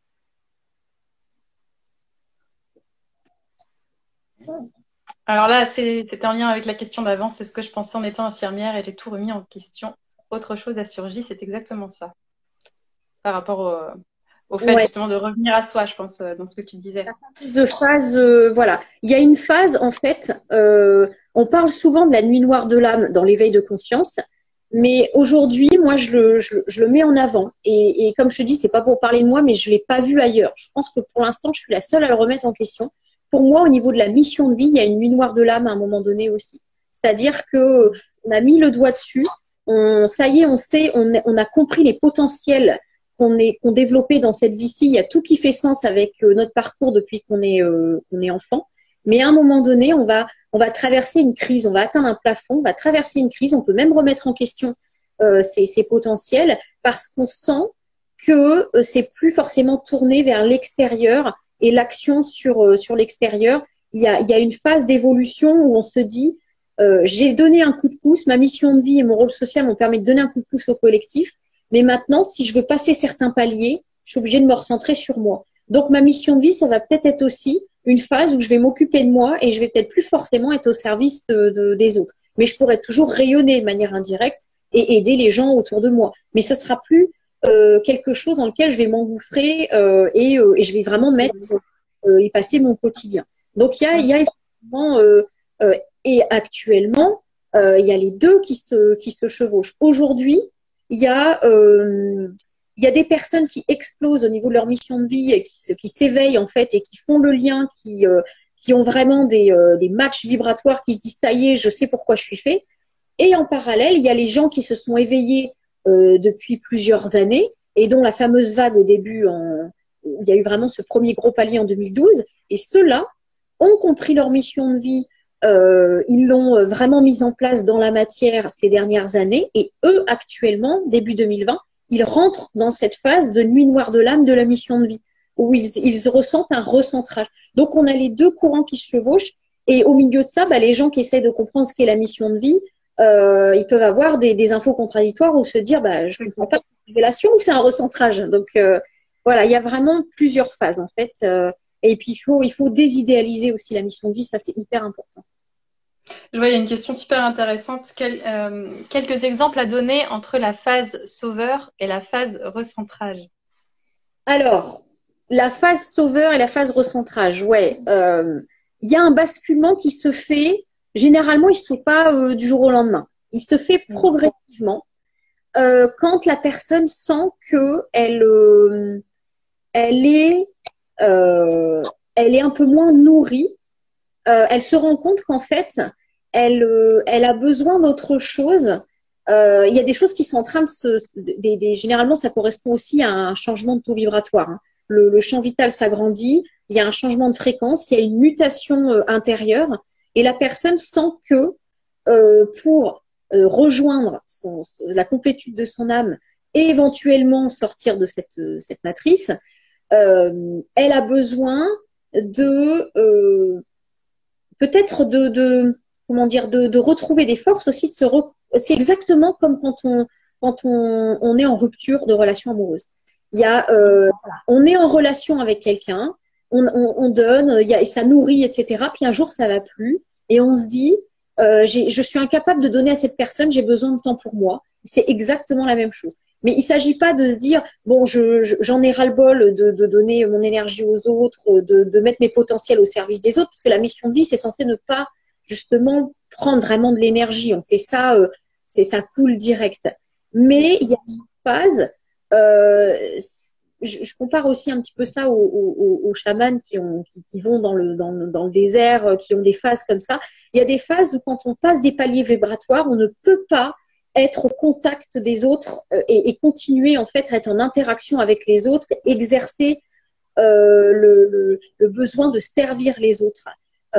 Vibratoirement, en plus, ça ne peut pas tenir. Il y a un trop grand décalage. Donc, il y a des phases de retrait et de recentrage. C'est quand on sent que vibratoirement, on a du mal en fait à tenir avec les autres. Et ça, c'est quand on est en phase de mutation. Il y a des potentiels qui arrivent, il y a des capacités qui arrivent, il y a du nettoyage au passage. Et la mission de vie va prendre une bifurcation. Et je pense qu'effectivement, dans le monde dans lequel on est aujourd'hui, dans le cycle dans lequel on se situe, dans le niveau de conscience actuel collectif et les lignes temporelles qui se dessinent, je pense que on est dans une phase énorme de recentrage. Les gens et les âmes ont besoin de se concentrer sur leur réparation, leur consolidation pour pouvoir ensuite repasser par une phase ultérieure à nouveau de service aux autres. Pour pouvoir s'en sortir actuellement et maintenir un taux vibratoire, il y a besoin beaucoup de recentrage sur soi. Donc ça dépend. Aussi... Pardon, vas-y.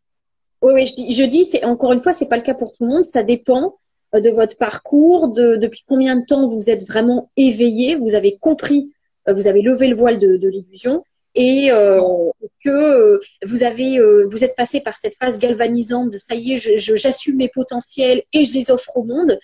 Ceux-là ne peuvent pas encore comprendre cette phase de recentrage. Par contre, ceux qui ont déjà exercé ça et qui ont, depuis d'ailleurs on le sait, hein, et donc je fais un parallèle pour le réveil de conscience, quand on s'éveille après, ça n'est que crescendo, vous ne pouvez plus revenir en arrière. Donc c'est toujours une évolution, nettoyage, évolution, et la mission de vie, elle en est le reflet. Donc à un moment donné, il y a et en ce moment c'est particulièrement le cas, il y a des énormes phases de nettoyage et de paliers vibratoires, et du coup ça peut être compliqué pour les personnes qui ont vraiment qui se sont alignées avec leur mission de vie depuis pas mal d'années, de comprendre ce qui se passe et de se dire mais pourquoi j'ai besoin de ce recentrage. Elles ont besoin vraiment de passer ce palier vibratoire à l'intérieur en fait, hein, et non plus forcément l'exercer à l'extérieur.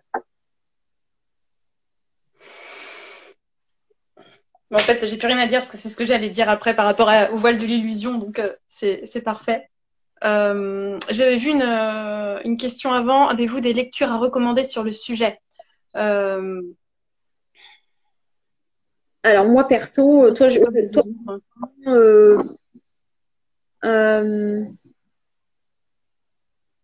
moi mes livres ils sont en bas et là je les ai pas du tout. J'ai pas du tout en tête de titres. Alors, moi, personnellement, c'est vrai qu'on me demande souvent. Plus j'ai découvert aussi, alors ça va peut-être paraître prétentieux, mais en fait c'est pas du tout ça, c'est vraiment un palier de travail sur soi, et je sais que ça correspond à une fréquence de hertz aussi. Plus on avance, plus on monte en fréquence, et plus les informations viennent de l'intérieur, moins on en a besoin de l'extérieur. Donc ce qui se passe en fait, c'est que je vois la différence par rapport à quand j'ai commencé. Au début, je pouvais conseiller des livres aux gens, et aujourd'hui c'est comme si j'en avais de moins en moins en mémoire et je suis incapable de vous donner une référence parce qu'en fait, je me rends compte que de plus en plus, ça vient de l'intérieur. Donc, il peut y avoir effectivement des soutiens, des choses comme ça, mais les livres ne sont plus forcément en phase avec, par exemple, moi, ce que je vis aujourd'hui. Et donc, là-dessus, je serais très mauvaise conseillère. Il y en a sûrement plein, mais j'ai aussi la fâcheuse tendance, je sais pas si c'est un défaut, une qualité, de toujours remettre en question les informations de l'extérieur et d'aller voir, de prendre le positif, mais de voir les plafonds et les limitations qu'il peut y avoir dans certains livres. Et je sais que voilà, il y a des livres qui sont très bien sur, par exemple, les familles d'âmes de Marie-Lise Labonté, je crois qu'il y avait écrit ce livre-là. Elle doit parler aussi un peu des missions de vie. Il y a des choses qui sont très bien. Et pour moi, il y a des plafonds. Il y a des choses, on donne une version très lisse et très aseptisée de l'incarnation et des missions de vie, et voilà. Donc il y a sûrement plein de lectures, c'est clair, mais je suis désolée, aujourd'hui je serais incapable de vous les donner parce que je résonne beaucoup avec ce qui se passe à l'intérieur et je lis plus grand chose là-dessus en fait, sur le sujet. Je vais plus lire des choses sur la mécanique de l'ego par exemple, etc., la construction des conflits intérieurs, mais vraiment propre à la mission de vie, j'ai pas d'ouvrage à vous donner, mais il y a sûrement plein de choses intéressantes. Ouais, moi, j'ai pas forcément non plus. Enfin, j'ai peut-être des livres qui sont là-dessus dans une autre bibliothèque, pas celle-là. Mais c'est pareil, j'ai pas de titres qui me viennent en tête. Mais c'est surtout après, c'est ce que tu dis aussi, c'est que dans les livres, même si c'est figé d'une certaine manière parce que ça a été écrit à un certain moment et que l'information, bah, ça bouge tout le temps. Et puis aussi, quand on va lire le livre, suivant comment on se sent, suivant ce qu'on va vibrer, on va pas forcément lire la même chose. Donc, c'est vrai que j'ai pas non plus forcément d'infos à donner là-dessus. En tout cas, je ne me rappelle pas là. Donc Il y a, voilà. et voilà, il y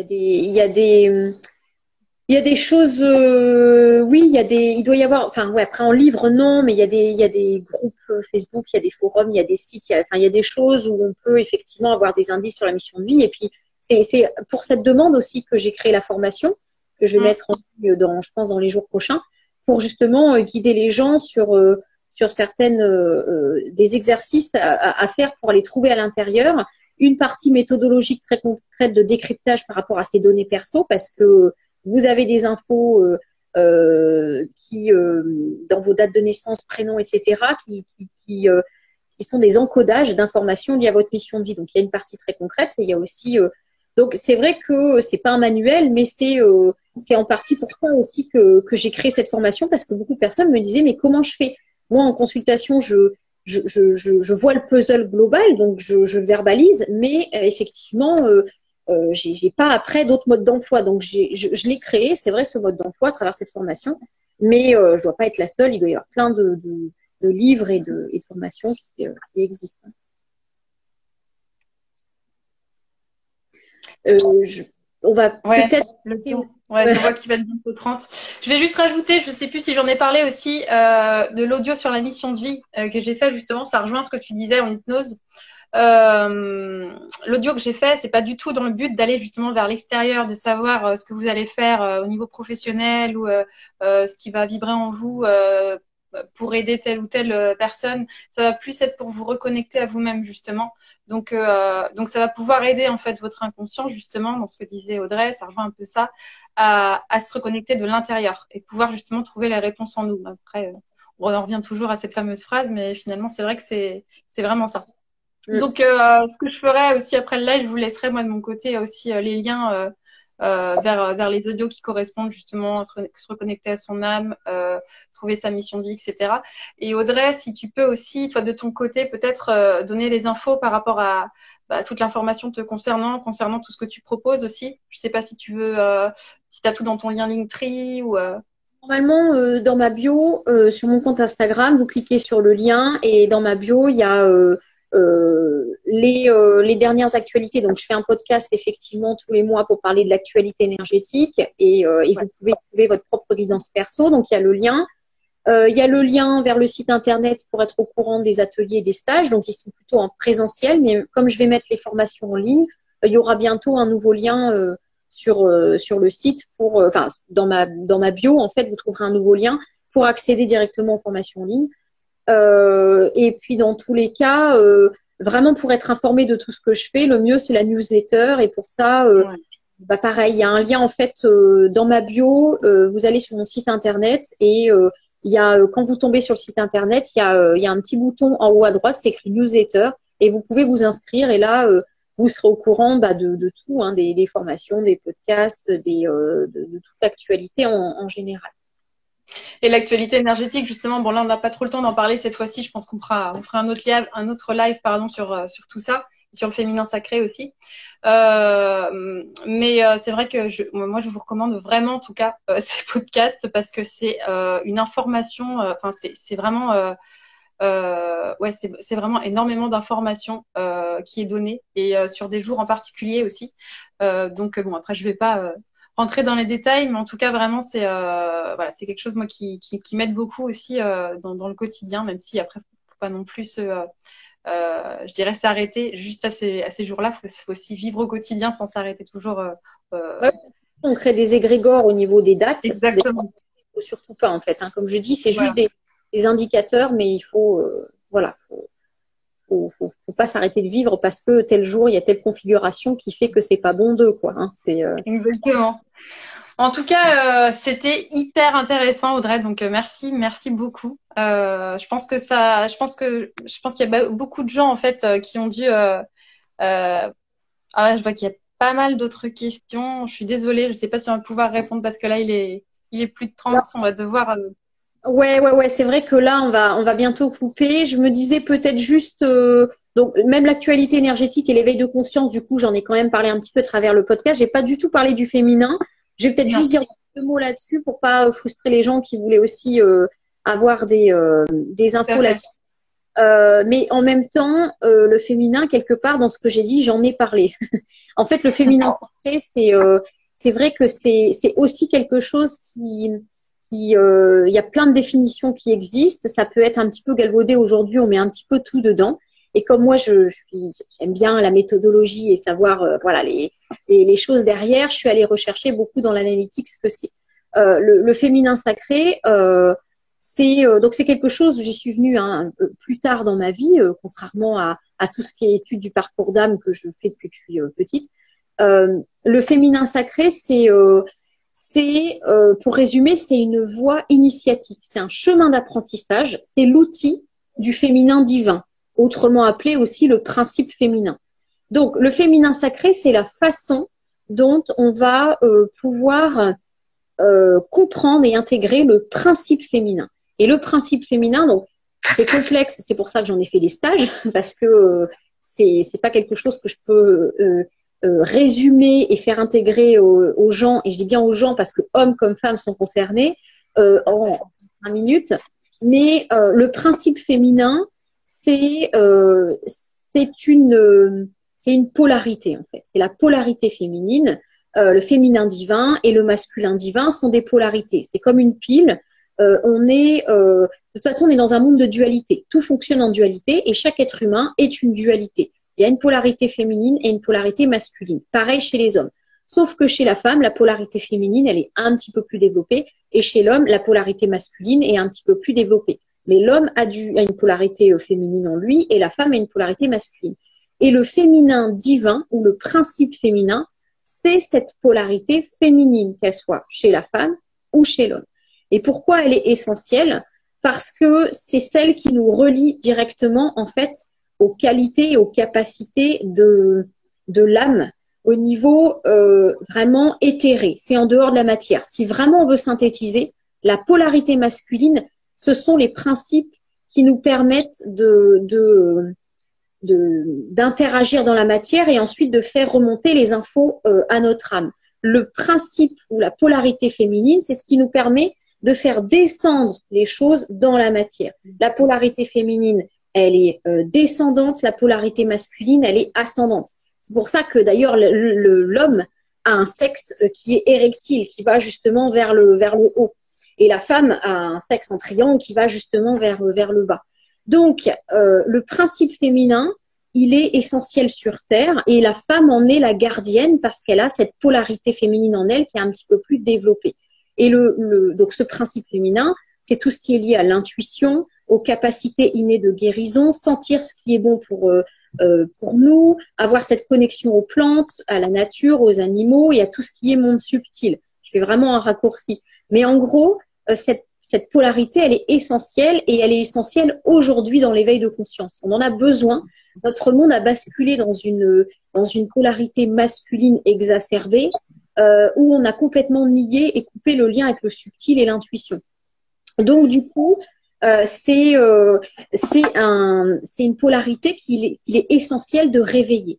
Et cette polarité, pour vraiment la rayonner, l'incarner, elle a été mise en voie d'apprentissage qui s'adresse principalement aux femmes, puisque les femmes sont la gardienne de cette polarité. Et ensuite, les femmes vont la rayonner et l'infuser aux hommes.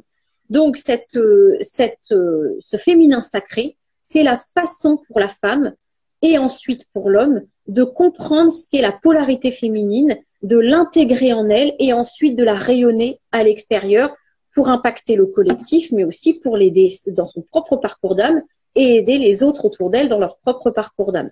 Donc le féminin sacré, c'est pour ça que ça appelle autant de personnes en ce moment. Les femmes en premier, mais quelque part les hommes sont aussi magnétiquement attirés par ça, puisque c'est le réveil de la polarité féminine, c'est le réveil de l'intuition et de toutes les capacités subtiles pour qu'on puisse effectivement sortir de l'illusion et et passer dans un autre plan de conscience et on va dire réparer un petit peu le système actuel dans lequel on est, qui a beaucoup trop basculé dans le yang. C'est pour ça que la Terre a modifié sa Kundalini, elle a changé de polarité elle aussi, puisqu'elle a une polarité yin et yang, comme je l'ai dit au début du live. Et en 1949, la Kundalini de la Terre s'est réveillée. Elle était située au niveau du Tibet et elle a voyagé, ce mouvement d'énergie a voyagé pour venir se greffer au niveau et ça va te parler, du Chili. Elle s'est greffée et donc elle s'est réveillée, elle était en polarité yang pendant 13 000 ans, elle s'est réveillée en 1949 et elle a cheminé pour s'implanter au Chili et elle a basculé en polarité yin. Et pendant les 13 000 prochaines années, on sera en polarité yin au niveau de la Terre. C'est pour ça que le principe féminin se réveille, que toutes les femmes sentent un appel au féminin sacré et que les hommes aussi se reconnectent à leur intuition, à leur capacité subtile, etc. J'ai fait vraiment un raccourci, mais en gros, c'est tout ce cheminement que j'ai pu apprendre moi et intégrer, cette voie d'apprentissage que je transmets aux femmes à travers ce stage de 12 heures qui permet de comprendre ce qu'est le principe divin, ce qui se passe dans notre ADN, puisque ça se joue aussi au niveau vraiment de notre ADN, comment le rayonner, comment le développer. Il ne s'agit pas de simplement être bien avec son corps, de s'assumer ou d'assumer ses formes. Par exemple, ça c'est un palier. Le féminin sacré, c'est une voie d'apprentissage qui est plus longue dans les cultures à travers le monde. On le retrouve, que ce soit en Chine, dans la culture amérindienne, en Afrique, etc. C'est un chemin initiatique qui prend toute une vie chez la femme. Ça commence à ses premières règles. Elle est initiée jusqu'à à peu près la ménopause et à la ménopause, elle passe en initiatrice. Donc c'est vraiment un chemin de toute une vie. Donc moi, j'essaye de le résumer déjà en un stage de 12 heures, mais développer sa polarité féminine et la rayonner, c'est quelque chose qui s'apprend, qui s'intègre. Et il y a des éléments d'information, puisque dans ces voies d'apprentissage, à travers ces cultures, c'était de la culture orale, et on transmettait des informations sur l'ADN de la femme, sur comment fonctionne la femme, comment fonctionne l'homme, l'univers, etc. Et donc il y a une partie théorique et il y a une partie pratique. Donc c'est un chemin qui est complexe et qui peut paraître long, mais aujourd'hui, encore une fois, on est aidé par les énergies collectives et par ces changements vibratoires qui font que ça peut être plus rapide à intégrer que ce qui a pris des dizaines d'années pour nos ancêtres dans les cultures matriarcales. Donc voilà, donc le féminin sacré, c'est entièrement lié à l'éveil de conscience et ce qui se passe aujourd'hui, c'est entièrement lié à l'actualité énergétique, c'est entièrement lié à la résolution de ses conflits intérieurs et donc de ses karmas, et c'est entièrement lié à sa mission de vie puisqu'on rayonne sur l'extérieur. Donc en gros, c'est pour ça qu'on a voulu aborder tous ces sujets dans le live, parce qu'en fait tout est lié, on peut pas séparer, c'est comme la médecine allopathique qui veut séparer les organes alors qu'en fait tout est lié. T'as super bien conclu le live. Et après, c'est passionnant. Je pourrais t'écouter. Mais c'est vrai que là, ça fait... là, il est plus de 35. Ouais. Mais en tout cas, merci pour toutes ces infos. Moi, j'ai trouvé ça génial. Et j'ai vu pas mal de commentaires passer de personnes qui étaient super, qui résonnaient en tout cas avec ce que tu disais. Donc, avec tout ce que tu décrivais, tout ce que tu as pu expliquer. Donc, merci beaucoup en tout cas, Audrey, parce que moi ça m'a fait super plaisir que tu puisses participer à ce live et pour moi c'était hyper important qu'il y ait plus de personnes, en tout cas, si ça peut intéresser des personnes de ma communauté qui puissent écouter tout ça et pouvoir avoir plus d'infos en relation avec toutes ces thématiques. Donc merci beaucoup. Merci à toi, c'était un plaisir. C'est vrai, comme je dis, je suis pas trop adepte de ces choses-là, mais c'est vrai que des fois c'est utile aussi d'échanger, ouais. C'est enrichissant et voilà. Donc c'est vrai qu'on n'a pas pu développer trop tous les sujets, mais si les gens sont demandeurs, on peut très bien organiser un second live. Vous pouvez contacter Marjorie ou me contacter. On voit comment on peut mettre ça ensemble. Si vous avez des sujets que vous voulez qu'on traite, si vous voulez qu'on revienne sur certaines choses. Et puis voilà, je crois que j'ai tout dit. Les liens, je crois que j'ai vu une question passer pour les podcasts. Comment on peut trouver les podcasts? Ça c'est pareil, vous le trouvez en lien dans ma bio, en allant sur mon profil. Vous cliquez sur le lien, puis vous tombez directement sur le petit rectangle qui vous indique le podcast du mois. Je ne sais pas si ton compte s'affiche, si ton compte Régénérez-vous s'affiche là en live pour tout le monde.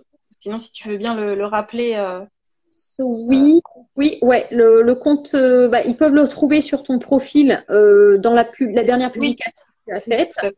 Et puis voilà, donc ils peuvent me trouver, hein, Régénérez-vous, REY, trait d'union, donc générer, EZ-vous. Voilà, le ré pour rayon, pas que la fin de Audrey. Bon, en tout cas, ouais, merci beaucoup Audrey. Je pense que qu'on sera appelé à faire un autre live justement pour pouvoir détailler les autres thématiques. En tout cas, n'hésitez pas à nous écrire pour avoir plus d'infos si vous souhaitez avoir plus d'infos là-dessus pour qu'on puisse après relancer un live.